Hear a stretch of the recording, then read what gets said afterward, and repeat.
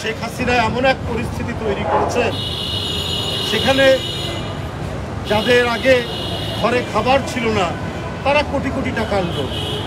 এই ভাই এই মোবাইল নিয়ে সামনে যান। শুনেছি জমিদাররা রাজনীতি করলে মানে আমার ফ্রেম আসলে তাদের জমিদারি ফতুর হয়ে যেত, আর এখন ছাত্রলীগ করলে 2000 কোটি টাকা পাচার করা যায়, যুবলীগ করলে হাজার হাজার কোটি টাকা পাচার করা যায়। অথচ এই পৃথিবীর একজন অনন্য শিক্ষক, তিনি রাজপুত্র ছিলেন, তার নাম সিদ্ধার্থ। সেই তরুণ বয়স, যখন বিলাসিতা করার কোনো অভাব ছিল না, তার উপর তো রাজপুত্র, যৌবনের তাড়নায় মানুষ কত কিছু না করে। সেই সময় মৃত্যু এবং জরা দেখে বেদনার্ত হয়ে যে মানুষটি রাজ পরিবারের সমস্ত আরাম আয়েশ ত্যাগ করে কঠোর তপশ্চর্যার মধ্যে দিয়ে আত্মজয় করেছিলেন এবং বুদ্ধত্ব প্রাপ্তি হয়ে গোটা বিশ্বের শিক্ষকে পরিণত হয়েছে, আজও তার কথা এবং বাণী অমলিন, এটি ম্লান হয়ে যায়নি।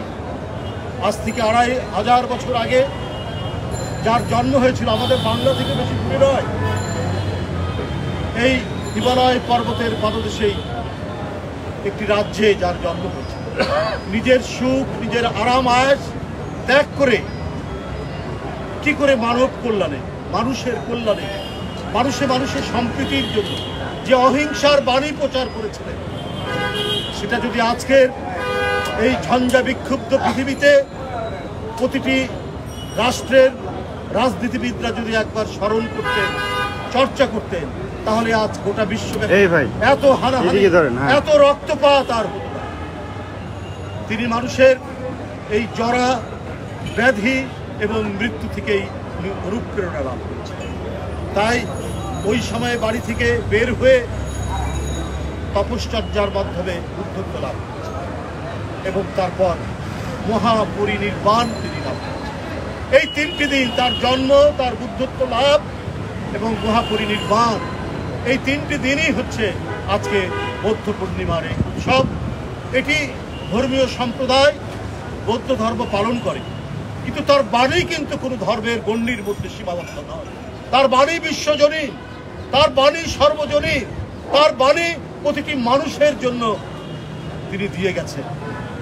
তিনি একটা ধর্মদর্শ প্রচার করেছেন বটে, কিন্তু ওই ধর্মদর্শের মধ্যে দিয়ে এদেশের পৃথিবীর মানব সম্প্রদায় যদি সেটি চর্চা করে, অনুশীলন করে, তাহলে প্রত্যেকটি মানুষ সে তার পার্থক্য সূচিত হবে বন জঙ্গলের প্রাণীর চাইতে। মানুষ যে একটি আলাদা সত্তা, মানুষের যে মানবিকতা আছে, সেইটার উদ্বোধন ঘটবে যদি গৌতম বুদ্ধের সেই বাণী এবং শিক্ষা আমরা যদি ধারণ করি। বন্ধুরা আমার, তিনি বলেছেন আত্মদীপ হও, অর্থাৎ নিজের অন্তরের আলোতে তোমরা চলো। আমাদেরকে শেখ হাসিনা নির্দেশ দেন আমাদেরকে কিভাবে চলতে হবে। আমরা সমাবেশ করার জন্য পুলিশের পারমিশন নিতে হয়, আমরা গণতন্ত্রকামী মানুষ, আমরা গণতন্ত্রের জন্য লড়াই করছি। আমরা গৌতম বুদ্ধের যে বাণী আত্মদীপ হও, সেই অন্তরের আলোতেই আমরা চলি, আমরা চলতে চাই। আর সেই চলায় কেউ বাধা বিঘ্ন করলে তার বিরুদ্ধে প্রতিরোধ করা, এটা ন্যায়সঙ্গত, এটা জাস্টিফাই, আমরা সেটাই মনে করি।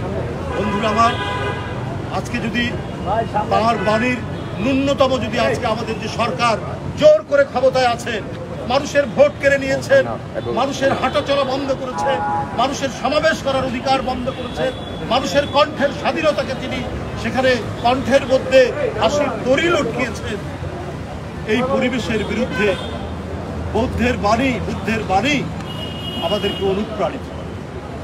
নিজেকে কষ্ট সহ্য করে হলেও সত্যের প্রতি তার যে আত্মনিবেদন, সেই আত্মনিবেদন আমাদেরকে স্মরণ করেই আগামী দিনের এই স্বৈরাচারের পতনে আমাদের সবাইকে প্রত্যয় দীপ্ত হতে হবে, প্রত্যেককেই অঙ্গীকার করতে হবে। আজকের এই শুভ দিনে আমি বৌদ্ধ সম্প্রদায়ের সকল মানুষকে বাংলাদেশ জাতীয়তাবাদী দল বিএনপির পক্ষ থেকে আন্তরিক ধন্যবাদ এবং কৃতজ্ঞতা জানাচ্ছি। আজকের সকালে এই যে মহিমান্বিত শান্তি মিছিল যারা এখানে আয়োজন করেছেন প্রত্যেকেই আমি আন্তরিক ধন্যবাদ জানাই এবং বৌদ্ধ সম্প্রদায়ের যারা নেতা তারা শুধু সম্প্রদায়ের নেতা না, তারা সবাই জাতীয় নেতা, অনেকেই এখানে জাতীয় নেতা, তাদের সবাইকে আমি আমার প্রীতি এবং শুভেচ্ছা জানাচ্ছি। আজকের এই উৎসবের দিন, আজকের এই আনন্দের দিনে প্রত্যেকেরই উৎসবের প্রাঙ্গণ যেন অত্যন্ত অনাবিল শান্তিতে ভরে যায় এই কামনা করে আমার বক্তব্য শেষ করছি।